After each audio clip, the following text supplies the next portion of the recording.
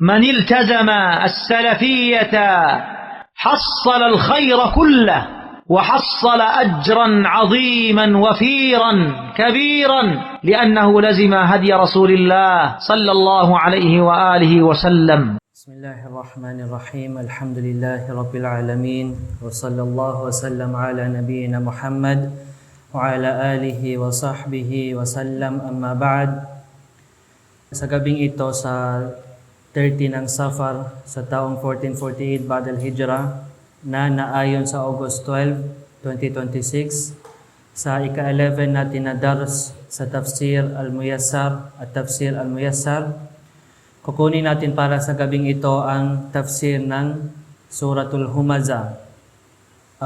Man yaqra?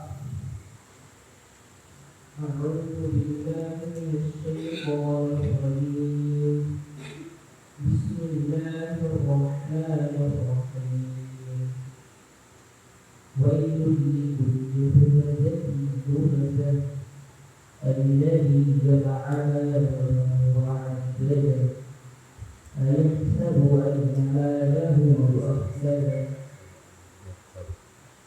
يحسب أن ماله أخلده كلا لينبذن في الحطمة وما أدراك ما الحطمة نار الله الموقدة التي تطلع على الأفئدة إنها عليهم مؤصدة في عمل ممددة.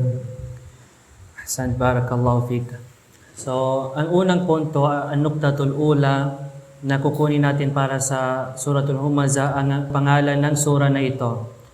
At ano ang pangalan ng sura na ito? Suratul Humazah. At ang ikalawang punto, barakallahu fik, ang sura na ito ba ay Makkiya o Madaniya at ilan ang bilang ng mga ayat ng Suratul Humazah? So sinabi ni Al-Qurtubi rahimahullah ta'ala, ano ang pangalan ni Al-Qurtubi rahimahullah ta'ala? Man yujib?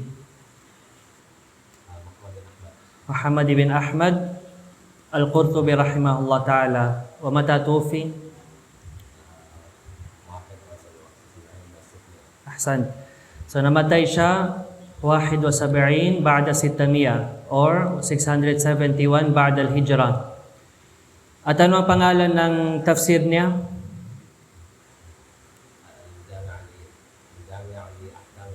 Ahsan.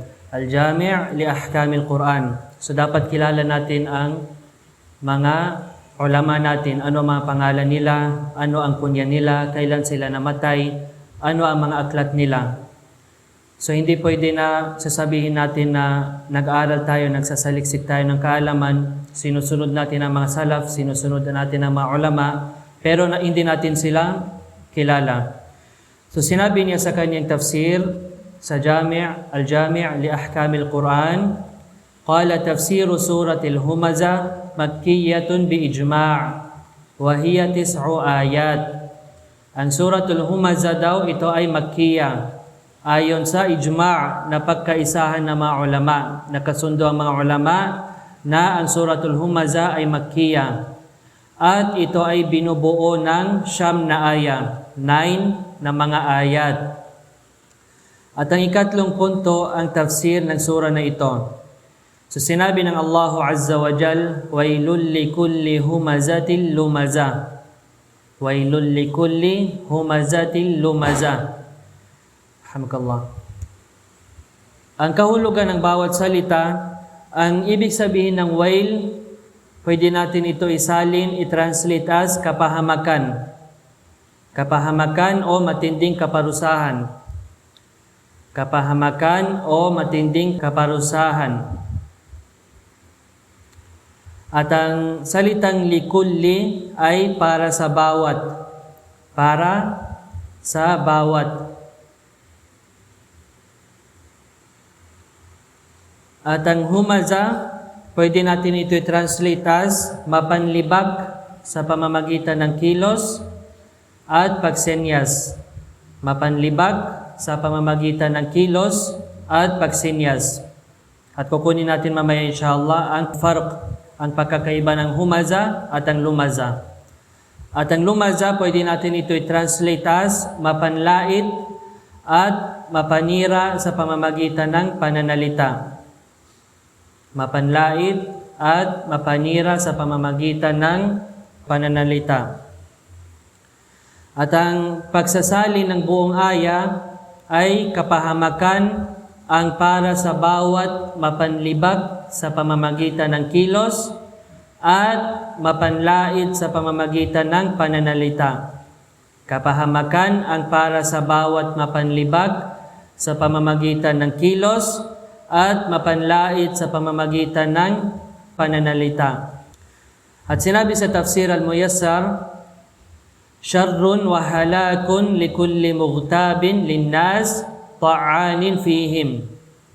Syarrun wa halakun likulli mughtabin linnas ta'anin fihim. Matinding kasamaan at kapahamakan ang para sa bawat naninira sa mga tao ng patalikod, ibig sabihin ng lilibag, at palaging nagsasalita ng kasamaan tungkol sa kanilang mga kapintasan.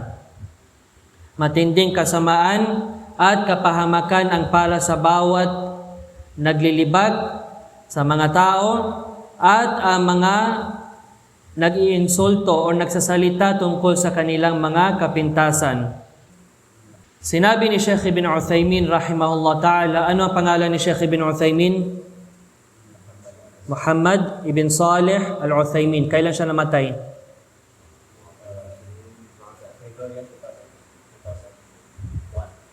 Takriban 2001 or 2002. O fil Hijri? 1421. So, sinabi niya sa kanyang aklat, meron siyang aklat na Tafsir Al-Quran Al-Karim para sa Juz Amma or Tafsir ng Juz Amma. So, sinabi niya doon, Al-Hamzu bil-fi'il. Yani, pinapag-usapan niya dito ano ang farq ng Al-Humaza wal-Lumaza. Sinabi niya, Al-Hamzu bil-fi'il. Ang Hamz ay ginagawa sa pamamagitan ng kilos, sa pamamagitan ng gawa, ng action. Yani, annahu yaskharu minan nasi bifi'lihi. Ibig sabihin, kinukutya niya ang mga tao sa pamamagitan ng kanyang kilos. Kinukutya niya ang mga tao sa pamamagitan ng kanyang kilos o sa kanyang actions. Imma an yalwiya wajhahu aw ya'bisa biwajhihi aw ma ashbaha dhalik. Maaring iniiba niya ang anyo ng kanyang mukha, nakasimangot siya o anumang katulad nito. Maaring iniiba niya ang anyo ng kanyang mukha, nakasimangot siya o anumang katulad nito. Aw bil isyara o sa pamamagitan ng pagsenyas, sa pagsignal. Lamma yushiru ila shakhsin yaqul, halimbawa sinabi ni Sheikh rahimahullah ta'ala, halimbawa itinuturo niya ang isang tao at sinasabi niya, unzuru ilayhi, tignan ninyo siya. Liya'ibahu aw ma ashbaha dhalik, upang ipakita ang kanyang kapintasan, upang maliitin siya o anumang katulad nito. So may dalawang bagay sa Hamz, imma bi madha? Bil fi'il aw bil isyara. So either sa pamamagitan ng gawain sa kilos or sa pamamagitan ng isyara, pagsenyas. Falhamzu yakunu bi'ish, sinabi ni Sheikh na ang hamz ay ginagawa sa pamamagitan ng ano? Bil fi'il, sa pamamagitan ng kilos. Wal lamzu bil lisan, at ang al-lamz naman ay sa pamamagitan ng pananalita, sa pamamagitan ng dila.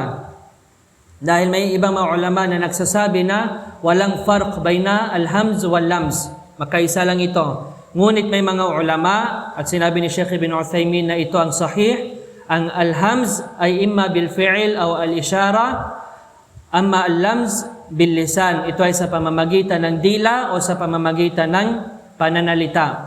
Yani, sinabi ni Sheikh, nagbigay siya ng halimbawa, yani anna ba'd an-nas wal 'iyadhu billah mashghufun bi'aibil bashar, mashghufun bi'aibil bashar, na may iilan sa mga tao, naway protektahan tayo ng Allah subhanahu wa ta'ala, na labis na abala. Busy sila sa paghahanap ng kapintasan ng ibang tao. Busy sila sa paghahanap ng kamalian o kakulangan, kapintasan ng ibang tao. Imma bifi'lihi wa huwa al-hammaz, maaring ginagawa niya ito sa pamamagitan ng kanyang kilos at siya ang hammaz, wa imma biqawlihi wa huwa al-lammaz, o sa pamamagitan ng kanyang pananalita at siya ang tinutukoy sa al-lammaz. Intaha kalamuhu rahimahullah. Thumma qala Allah azza wa jal, alladhi jama'a malan wa 'addada. Alladhi jama'a malan wa 'addada. Anong ibig sabihin ng alladhi? Nakuha natin ito. Siya. Yani bihasab siyak al-jumla. Depende sa siyak ng jumla, ng flow ng sentence. Pero dito pwede natin ito i-translate as siya. Anong ibig sabihin ng jama'a? Pinag-isa or nagtipon. Tinipon niya ang isang bagay. Anong ibig sabihin ng mal? Fulus? Fulus hada akhas. Kayamanan. Kayamanan, ahsan. Kung sabihin natin fulus, pwede natin i-translate as an-nuqud, anak. Pero kung sabihin natin mal, mas malawak ito, kayamanan. Papasok dito ang halimbawa sasakyan, ang motor, ang bahay. So lahat ng mga bagay na ito ay papasok sa kayamanan, sa mal. At ang wa'addada, at tabaan meron tayo wawal adf. Addada sigatul mubalagha, ibig sabihin na paulit-ulit na itong binibilang. Or parang sumusobra siya sa pagbibilang ng kanyang kayamanan. At ang pagsasali ng buong aya, siya na nagtipon ng kayamanan at paulit-ulit itong binibilang. Siya na nagtipon ng kayamanan at paulit-ulit itong binilang. Sinabi sa tafsir al-Muyassar, alladhi kana hammuhu jam'al mali wa ta'dadahu. Siya na ang palaging pinagkakaabalahan niya ay ang pagtitipon at ang pagbibilang ng kayamanan. Ang kanyang focus lang ay ang pag-iipon, pagtitipon ng kayamanan at ang pagbibilang nito. Masalan, ilan yung pera niya na yon, bukas ilan ang pera niya. So lagi niya ito binibilang. At sinabi ni Sheikh Ibn Sa'di rahimahullah ta'ala, anong pangalan ni Imam Sa'di? Abdurrahman Ibn Nasir As-Sa'di rahimahullah ta'ala. Kailan siya namatay? 13 mada? Tajawaz tabi 10 sanawat. 1376. So nasa 1956 roughly. So, meron siyang aklat na tafsir. Anong pangalan ng aklat na ito? Hindi yan tafsir Sa'di. Fi mada? Ahsan. Taysir al-Karim al-Rahman. Taysir al-Karim al-Rahman fi tafsir Kalam al-Mannan. So, ito ang pangalan na binigay or ginawang title ni Imam Sa'di rahimahullah ta'ala. O ma'ruf bi tafsir As-Sa'di, mas kilala siya sa tafsir As-Sa'di. Qala rahimahullah ta'ala, wa min sifati hadha al-hammaz, al-lammaz, bahagi sa katangian mula sa mga sifat ng al-hammaz at ang al-lammaz, annahu la hamma lahu siwa jam'il mal wa ta'didihi wal ghibtati bihi.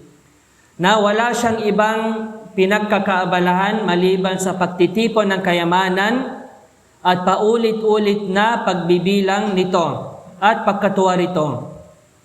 Walaysa lahu ragbatun fi infaqihi fi turuqil khairat wa silatil arham wa nahwi dhalik. At wala siyang anumang kayfa naqul ragba. Pagnanais, wala siyang kagustuhan, wala siyang eagerness sa pagbibigay ito o paggagastos nito sa mga gawaing kabutihan. O parang ayaw niya magbigay ng sadaka o ang pagpapanatili ng ugnayan sa mga kamag-anak at iba pa katulad nito. So ulitin natin, mula sa mga sifat ng al-hammaz at ang al-lamaz, alladhi jama'a malan wa addada, na siyang nag-iipon ng kayamanan at binibilang niya ito ng paulit-ulit. Ibig sabihin, wala siyang ibang goal, wala siyang ibang layunin sa mundo, maliban na lang ipunin niya ang kayamanan at binibilang niya ito at natutuwa siya dito. At wala siyang anumang layunin, wala siyang kagustuhan sa pagbibigay ng sadaqah dito sa mga landas ng kabutihan at sa silatul arham, sa pagpapanatili ng ugnayan sa mga kamag-anak, wa nahwi dhalik. Wa fi qira'a, meron isa pang ibang qira'a na binabasa na alladhi jamma'a bitashdid. Mal farq bayna jama'a wa jamma'a?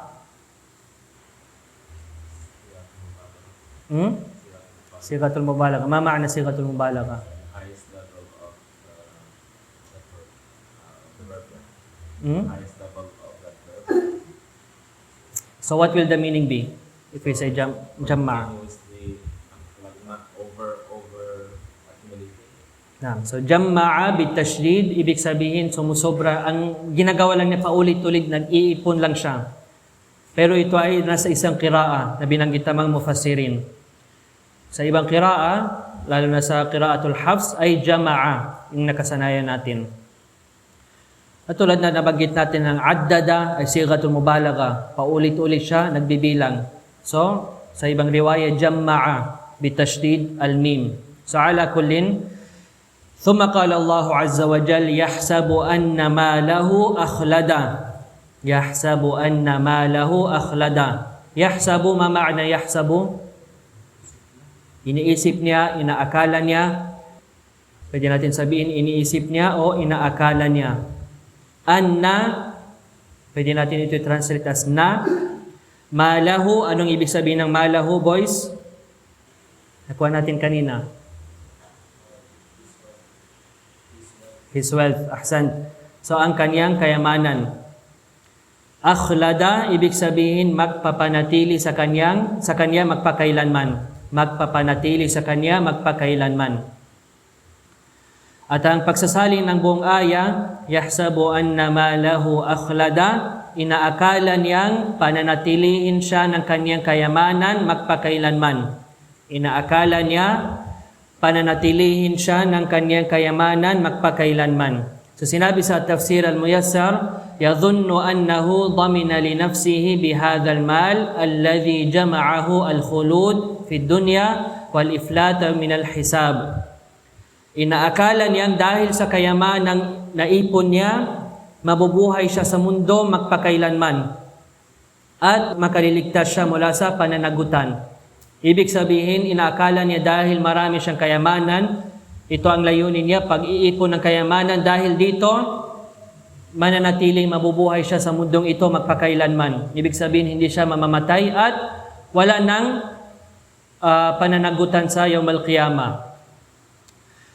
So sinabi sa Tafsir al-Baghawi, si Abu Muhammad al-Husayn ibn Mas'ud al-Baghawi rahimahullah ta'ala, namatay siya 516 ba'da al-Hijrah. Pero siyang aklat na tinatawag na Ma'alim at-Tanzil fi Tafsir al-Quran. Ma'alim at-Tanzil fi Tafsir al-Quran. Nasa 4 mujalladat. O mas kilala na Tafsir al-Baghawi. So sinabi niya dito, yahsabu anna malahu akhlada fid dunya. Ang sinabi ng Allah subhanahu wa ta'ala, inaakala niyang pananatilihin siya ng kanyang kayamanan magpakailanman, ibig sabihin sa mundo. Yadhunnu annahu la yamutu ma'a yasarihi. Iniisip niya na hindi na siya mamamatay habang siya ay mayaman. Iniisip niya na hindi na siya dadatnan ng kamatayan habang siya ay mayaman. At meron pang isa pang tafsir ni Ibn al-Jawzi rahimahullah ta'ala. Abdurrahman ibn Ali ibn Muhammad al-Jawzi. Abdurrahman ibn Ali ibn Muhammad al-Jawzi, at ang kanyang laqab ay Abul Faraj. Abul Faraj. Namatay siya 597 ba'da al-Hijrah. Yani 3 taon bago ang 600. Sino namatay sa 600? Sino ang may akda ng Umdatul Ahkam? Maqdisi man. Meron tayong maraming mga ulama na Al-Maqdisi. Mga basic na mga books, dapat kilala natin sino ang mga muallif nito. So, ang muallif ng Umdatul Ahkam ay Abdul Ghani Al-Maqdisi. Abdul Ghani Al-Maqdisi. Namatay siya 600. Exactly 600 ba'da al-Hijrah. So 3 taon bago siya namatay si Ibn al-Jawzi rahimahullah ta'ala. So ang pangalan ng kanyang aklat ng tafsir ay Zad al-Masir fi ilmi tafsir. Zad al-Masir fi ilmi tafsir. So ano pang ibang aklat na alam ninyo about kay Ibn al-Jawzi rahimahullah ta'ala? Zad al-Ma'ad, this is for Ibn al-Qayyim. Isa sa mga aklat na meron siya ay Talbis Iblis. Tarifo na Talbis Iblis? Talbis Iblis, ibig sabihin ang paglilinlang ni al-Iblis. So, ala kullin, so sinabi ni Ibn al-Jawzi rahimahullah ta'ala sa kanyang tafsir, Zad al-Masir, qawluhu ta'ala, yahsabu anna ma lahu akhladahu bima'na yukhalliduhu, wal ma'na yadhunnu ma lahu mani'an lahu min al-maut. So, sinabi niya tungkol sa aya na ito, ang salitang akhlada, ang ibig sabihin nito, bima'na yukhalliduhu, na ibig sabihin, pananatilihin siya nito magpakailanman. Pananatilihin siya nito magpakailanman. Wal ma'na, at ang ibig sabihin nito, inakala niyang pipigilan siya ng kanyang kayamanan mula sa kamatayan, na magiging hadlang ang kayamanan mula sa kamatayan. So ito ang tafsir ng yahsabu anna ma lahu akhlada. Thumma qala Allahu azza wa jal, kalla layumbadhanna fil hutama. Kalla layumbadhanna fil hutama. Ang kalla, pwede natin ito i-translate as hindi. At kukunin natin mamaya ano ang ibig sabihin nito. Pero ang translation pwede natin i-translate as hindi. Layumbadhanna, ibig sabihin tiyak na siya ay ihahagis. Tiyak na siya ay ihahagis or itatapon. Dahil meron tayong dito, dalawang hurufut tawkid. Ano ito? Layumbadhanna.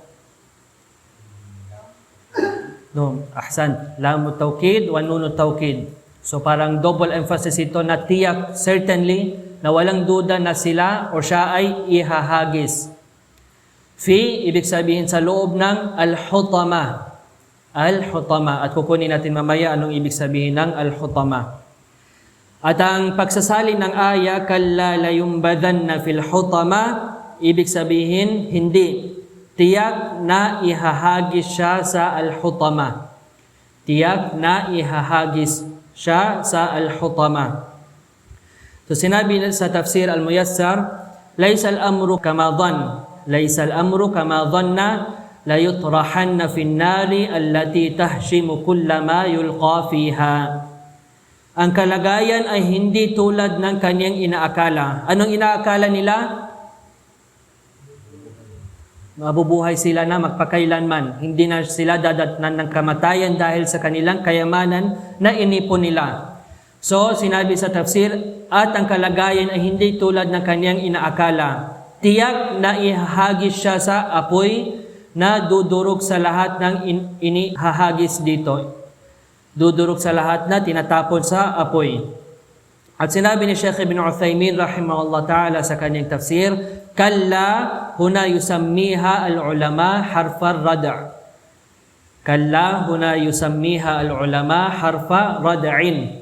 Ang salitang kalla dito ay tinatawag ng mga ulama na harfu rada'. Ibig sabihin ito ay isang letra ng pagbabawal o pagpigil. Pagbabawal o pagpigil. Ay tarda'u hadha al-qail aw hadha al-hasib an qawlihi aw an husbanihi. Ibig sabihin, pinagbabawalan nito ang nagsasalita o nag-aakalang ito mula sa kanyang sinabi o inakala. Ibig sabihin, ito ay isang salita na ginagamit bilang pagbabawal sa isang taong nagsasalita o nag-aakala na ito ay mula sa kanyang sinabi o mula sa kanyang inaakala, mula sa kanyang iniisip. وَيَحْتَمِلْ, sinabi ni Sheikh Ibn Uthaymin, وَيَحْتَمِلُ أَن تَكُونَ بِمَعْنَى حَقًّا. At posible rin ang kahulugan nito ay tunay at katiyakan. Yani, haqqan la yumbadhanna. Ibig sabihin, tunay na ihahagis siya dito. وَكِلَاهُمَا صَحِيح. At ang dalawang kahulugan nito ay tama. Ano ang una? Ibig sabihin, pagbabawal. Ang pangalawa ay hindi tatapon. Katiyakan o katotohanan. Ang itatapon ay hindi yung word na kalla. Ang kalla ay harfu rad'in o pwede natin ito translate rin as haqqan. So either na pagbabawal o katotohanan or tunay at katiyakan. At sinabi ni Ibn Kathir rahimahullah ta'ala sa kanyang tafsir, mag-quiz tayo muna sa lahat ng mga pangalan. Anong pangalan ni Ibn Kathir rahimahullah ta'ala? Ahsant, Ismail ibn Umar, Ibn Kathir, Al-Qurashi, Ad-Dimashqi rahimahullah ta'ala. At ang kanyang kunya ay Abu al-Fida. Abu al-Fida. At kailan siya namatay? 774 بعد الهجرة. وما اسم كتابه تفسير القرآن العظيم. So almost every week natin ito tinatanong. So dapat memorize na natin by this time. At si Ibn Kathir rahimahullah ta'ala, hindi lang siya mufassir. Muhaddith rin siya. At sino man ang binuksan niya ang tafsir Ibn Kathir, makikita nila, lalo na puntahan ninyo ang tafsir ng Ayatul Kursi. Makikita na nagbibigay rin siya ng ahkam, ng hukom sa mga iba't ibang mga ahadith. At marami siyang mga aklat tungkol sa musalah al-hadith. So ala kullin, sinabi niya tungkol sa aya na ito ay la yulqayanna hadha alladhi jama'a malan fa'addadahu fil hutama. Ibig sabihin, ang taong ito na nagtipon at paulit-ulit na nagbilang ng kayamanan ay tiyak na ihahagi sa al-hutama. Wahiya ismu tabaqatin min asma'in nar. At ito ay pangalan ng isang antas ng apoy. Ito ay pangalan ng isang level ng impyerno. Liannaha tahtimu man fiha. Sapagkat dinudurog nito ang mga kung sino man ang nasa loob nito. At sinabi ni At-Tabari rahimahullah ta'ala, wa masmu At-Tabari rahimahullah ta'ala. Ano pangalan ni At-Tabari? Muhammad ibn Jarir ibn Yazid At-Tabari rahimahullah ta'ala. Wa mata tufi? 10 و 300 310 بعد الهجرة. وما اسم كتابه في التفسير؟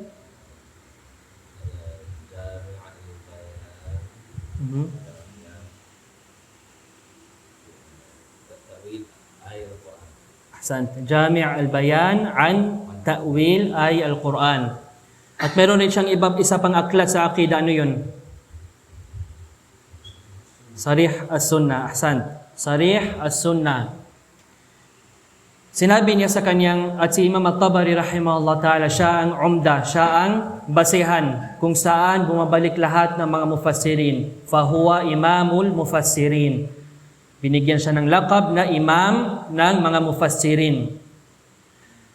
So, sinabi niya tungkol sa kalima na al-hutama, wal-hutama ismun min asma'in nar. Ang hutama ay isa sa mga pangalan ng impyerno, ng apoy. Kama qila laha, tulad ng pagtawag dito na Jahannam, wa saqar, wa ladha. Jahannam, saqar, at ladha sa ibang mga ayat. Wa ahsabuha summiyat bidhalik lihatmiha kullama ulqiya fiha. At sinabi niya, at palagay ko tinawag itong al-hutama dahil dinudurog nito ang lahat ng inihahagis dito. Kama yuqalu lirrajul al-akul, tulad ng pagtawag sa isang tao na grabe magkain, na labis kung kumain, bilang al-hutama. Ang tao ng maraming kinakain, tinatawag sa kanya na al-hutama. Kaya tinawag ang impyerno, ang level na ito, ang tabaka na ito na al-hutama, dahil lahat na nandito na sa loob na ito ay kinakain ng impyerno, wal-iyadhu billah. Pagkatapos sinabi ng Allah Azza wa Jal, وَمَا أَدَرَاكَ مَا الْحُطَمَةِ وَمَا أَدَرَاكَ مَا الْحُطَمَةِ وَمَا ibig sabihin at ano ang, or at ano. Ito ay tanong. Adaraka, anong ibig sabihin ng adaraka? Man yuhawil? Karib. Takriban hakada. So, ang makapagbibigay alam sa iyo, or makapagpapabatid. Ma, tulad na nakuha natin kanina, kung ano. Al-hutama, kinuha natin kanina. Wa ma adraka mal hutama, at ano ang makapagbibigay alam sa iyo kung ano ang hutama. Or paano mo malalaman kung ano ang al-hutama. Parang ganito ang pagka-translate sa Hilali Khan. And what will make you know what is al-hutama? Sinabi sa tafsir, وَمَا أَدْرَاكَ أَيُّهَا الرَّسُولِ وَمَا أَدْرَاكَ أَيُّهَا الرَّسُولِ مَا حَقِيقَةُ النَّارِ. At ano ang makapagbibigay alam sa iyo o sugo? Tinutukoy dito ang propeta sallallahu alaihi wasallam kung ano ang tunay na kalagayan ng apoy na ito. Katapos sinagot ito ng Allah subhanahu wa ta'ala, narullahi al-muqada allati tattali'u 'ala al-af'ida. Ano ibig sabihin ng narullah? Ang apoy? Ang apoy ng Allah. Ahsan. Al-muqada, ibig sabihin na pinagliliyab. Parang blazing or flaming. Al-muqada na pinagliliyab. Or parang nasusunog. So, ang translation ng aya na ito ang apoy ng Allah na pinagliliyab. Ito ang apoy ng Allah na pinagliliyab. Allati tattali'u 'ala al-af'ida, allati tulad ng alladhi, ibig sabihin siya. Tattali'u, ibig sabihin umaabot. Umaabot o tumatagos. Umaabot o tumatagos o pumapasok. Ala, ibig sabihin hanggang sa. Ala, ibig sabihin hanggang sa. Al-af'ida, ma ma'na al-af'ida? Puso? Karib. Al-af'ida jam'un. Tamang sagot mo, pero hindi, puso. Mga puso. Mga puso. Al-af'ida, ibig sabihin mga puso. At ano ang mufrad ng al-af'ida? Al-fuad. Fuad. At ang pagsasali ng buong aya, allati tattali'u 'ala al-af'ida, na umaabot at tumatagos hanggang sa mga puso. Na umaabot at tumatagos hanggang sa mga puso. Sinabi sa Tafsir al-Muyassar, innaha narullahi al-mushta'ila ash-shadidatul lahab. Katotohanan, ito ang naglalagablab na apoy ng Allah na may napakatinding liyab. Napakatinding liyab. Allati min shiddati harriha tanfudhu min al-ajsami ila al-qulub. Dahil sa tindi ng init nito, dahil sa tindi ng init ng apoy na ito, tumatagos ito sa mga katawan hanggang sa mga puso. Lumalampas ito sa mga katawan hanggang umaabot ito sa mga puso. At binanggit ni As-Suyuti rahimahullah ta'ala, Jalaluddin As-Suyuti rahimahullah ta'ala, meron siyang tafsir. So ang tafsir ay hindi lang ang tafsir Ibn Kathir, tafsir al-Tabari, tafsir al-Qutubi, tafsir al-Baghawi, tafsir al-Sa'di, tafsir al-Muyassar, marami pang ibang mga ulama na nagsulat at babanggitin natin ng iba sa dars na ito para makilala natin ano ang mga aklat na ito. So si Jalaluddin As-Suyuti rahimahullah ta'ala, meron siyang aklat na Ad-Dur al-Manthur fi tafsir bil-Ma'thur. Ad-Dur al-Manthur fi at-tafsir bil-Ma'thur. Namatay siya 911 ba'da al-hijra. 911. 911. Ano pang ibang mga kutob ni As-Suyuti rahimahullah ta'ala? Man ya'rif? Meron siyang aklat na Tadrib al-Rawi.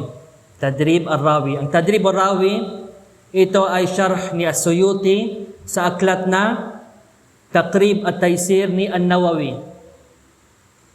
At ang Taqrib at-Taysir ni Al-Hafidh An-Nawawi rahimahullah ta'ala, ito ang syarh ng muqaddima ni Ibn Salah sa Mustalah al-Hadith.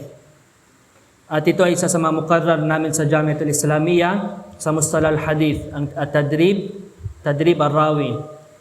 At meron siyang ibang aklat na Itqan fi Ulumil Quran, na kung gusto natin pag-aralan ang usulut tafsir, ang qawaidut tafsir, may aklat si As-Suyuti rahimahullah ta'ala.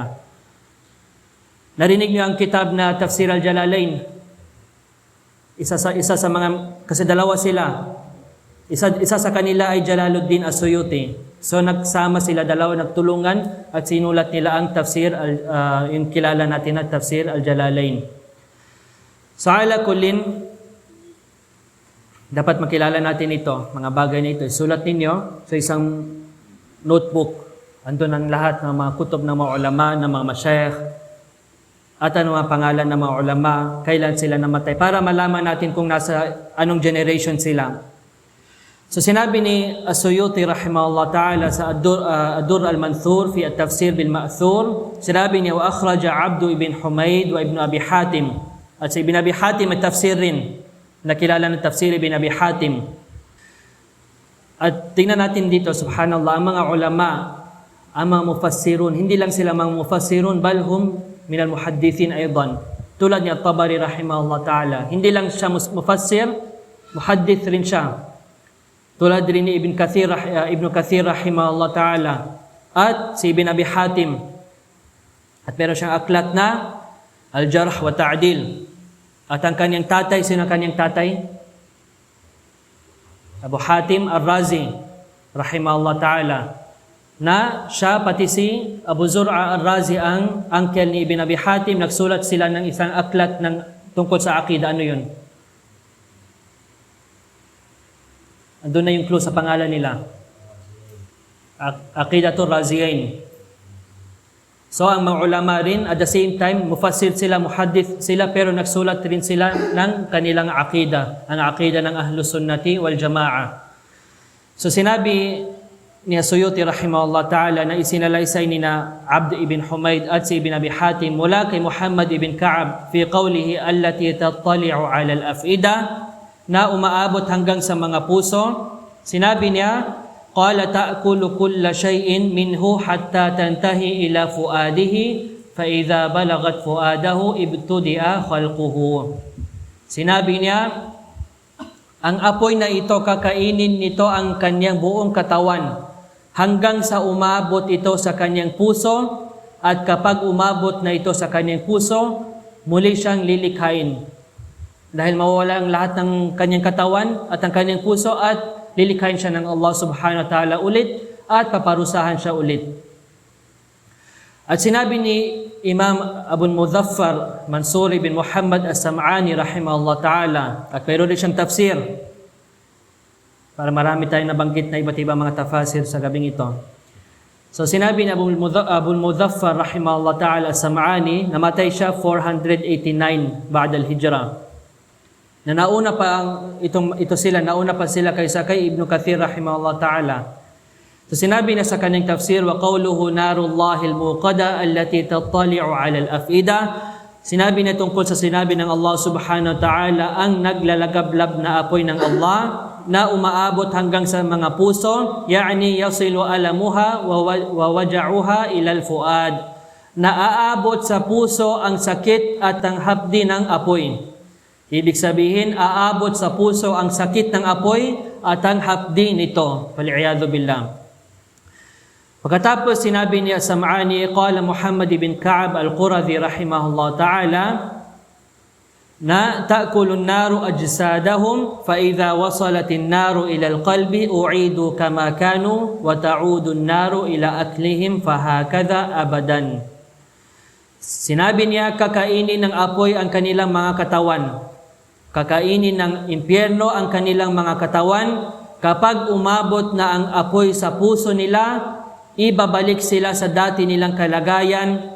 Pagkatapos muli silang kakainin ng apoy at patuloy ito magpakailanman. Forever na ito. Ito na magiging routine niya. Kakainin sila ng apoy, ang buong katawan nila hanggang sa aabot ito sa kanilang mga puso. At kapag nakain nito ang kanilang mga puso, lilikhain sila ng Allah subhanahu wa ta'ala at kakainin naman sila ng apoy. At ito ang jaza ng mga mujrimin. Ito ang gantimpala ng mga kriminal, ang mga hindi naniniwala sa Allah subhanahu wa ta'ala at ang mga sumusuway sa Allah subhanahu wa ta'ala. A'adhani Allah wa iyyakum minan nar. Hiningi ko sa Allah subhanahu wa ta'ala na protektahan tayo mula sa impyerno. Pagkatapos sinabi ng Allah Azza wa Jal, innaha alayhim mu'sada fi amadin mumaddada. Innaha, ibig sabihin katotohanan ito. Katotohanan ito. Alayhim, ibig sabihin sa kanila. Alayhim, ibig sabihin sa kanila. Mu'sada, ibig sabihin mahigpit na isinasara. Mahigpit na isinasara. At ang pagsasali ng buong aya, katotohanan ito ay mahigpit na isasara sa kanila. At ang kahulugan ng bawat salita ng fi amadin mumaddada, fi, nakuha natin, ibig sabihin sa loob ng amad. Anong ibig sabihin ng amad? Pilar, or ang haligi. O pwede natin sabihin ng harang. Mumaddada, ibig sabihin mahahaba. At ang translation ng buong aya, habang sila ay tataliin sa mahahabang mga haligi. Habang sila ay tataliin sa mga mahahabang mga haligi. So sinabi sa Tafsir al-Muyassar, innaha alayhim mutbaqatun fi salasila wa aglalin mutawwala lialla yakhruju minha. Katotohanan, ang apoy ay mahigpit na nakasara sa kanila. Ang impyerno ay mahigpit na nakasara sa kanila at siya ay nakagapos sa mahahabang kadena at mga bakal nakakabit sa kanilang mga liig upang hindi sila makalabas dito. Katotohanan, ang apoy ay mahigpit na nakasara sa kanila. Sila ay nakagapos, sila ay nakatali sa mahahabang kadena at mga bakal na nakakabit sa kanilang mga leeg upang hindi sila makalabas mula sa impyerno. At sinabi ni Ibnul Qayyim rahimahullah ta'ala, anong pangalan ni Ibnul Qayyim? Muhammad ibn Abi Bakar. Muhammad ibn Abi Bakar. Ibn Ayyub, Ibnul Qayyim al-Jawziyya rahimahullah ta'ala. Kailan siya namatay?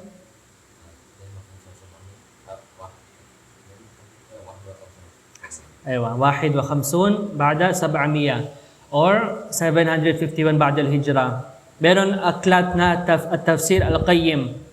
Pero ang aklat na ito, at-Tafsir al-Qayyim, hindi ito sinulat ni Ibnul Qayyim rahimahullah ta'ala mismo. Kumbaga na-compile sila based sa mga aklat ni Ibnul Qayyim rahimahullah ta'ala na kung saan kapag iipunin ang mga aklat ni Ibnul Qayyim rahimahullah ta'ala, aabot ito takriban 68 or 69 volumes. Lahat yun mga aklat ni Ibnul Qayyim rahimahullah ta'ala. Sa Maktaba Sutur, yun ang tab'a niya. Pero parang hindi nila ito piniprint ulit. At kung gusto natin yung bibilhin, aabot yun ng 40,000 pesos. Takriban. So ala kulin, ang ginawa ng mga nag-research is inipon nila lahat ng mga paliwanag ni Ibnul Qayyim rahimahullah ta'ala sa iba't ibang mga aya at tinipon nila dito sa aklat na ito. At siguro kung hindi ako nakakamali, nasa isang mujallad ang tafsir na. Taban, hindi ito tafsir ng lahat ng mga ayat. Ganun din si Ibn Uthaymin rahimahullah ta'ala, hindi naipon, hindi talaga siya nagsulat ng tafsir ng buong Quran.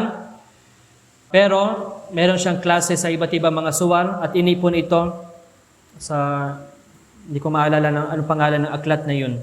Tafsir, baka pwede may mag-check ng pangalan ng tafsir ni Sheikh Ibn Uthaymin rahimahullah ta'ala. So sinabi ni Ibn al-Qayyim rahimahullah ta'ala sa tafsir niya, sa tafsir al-Qayyim, ang sinabi ni Muqatil rahimahullah ta'ala, yani abwabaha alayhim mutbaqa, fala yuftahu laha babun, wala yakhruju minha ghammun, wala yadkhulu fiha rawhun akhir al-abad. Sinabi ni Muqatil rahimahullah ta'ala, ibig sabihin, ang mga pintuan ng apoy ay mahigpit na isasara sa kanila. Wala ni isang pintuan ang bubuksan. Hindi mawawala ang kanilang dalamhati, ang kanilang paghihirap, at walang ginhawang darating sa kanila magpakailanman. Ibig sabihin, ang mga pintuan ng impyerno ay mahigpit na isasara sa kanila. Wala ni isang pintuan ang bubuksan at hindi mawawala ang kanilang paghihirap at walang ginhawang darating sa kanila magpakailanman. Wajad? No. Parang may word na as-samin, tafsir as-samin. Nakita mo? Tafsir as-samin fi? Ayo. Ano yung pangalan ng aklat? Tafsir as-samin, mada? Yun lang, tafsir as-samin. So, kasi ang ginawa na-compile nito, ng aklat na ito ay ang mga parts kung saan walang tafsir si Sheikh Ibn Uthaymin rahimahullah ta'ala, nilagay nila doon ang tafsir ni Imam Sa'di rahimahullah ta'ala para lang makompleto ang tafsir na yun. Taban dahil si Imam Sa'di ay mula sa mga teacher ni Sheikh Ibn Uthaymin rahimahullah ta'ala. Jazakumullah khairan. So ulitin natin, basahin natin ang mga ayat at ang tafsir al-muyassar.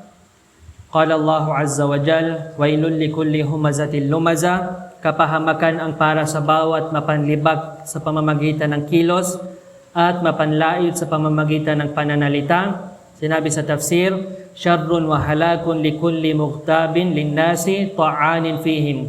Kasamaan at kapahamakan ang para sa bawat taong naninira sa iba ng patalikod at palaging naghahanap ng kanilang mga kapintasan.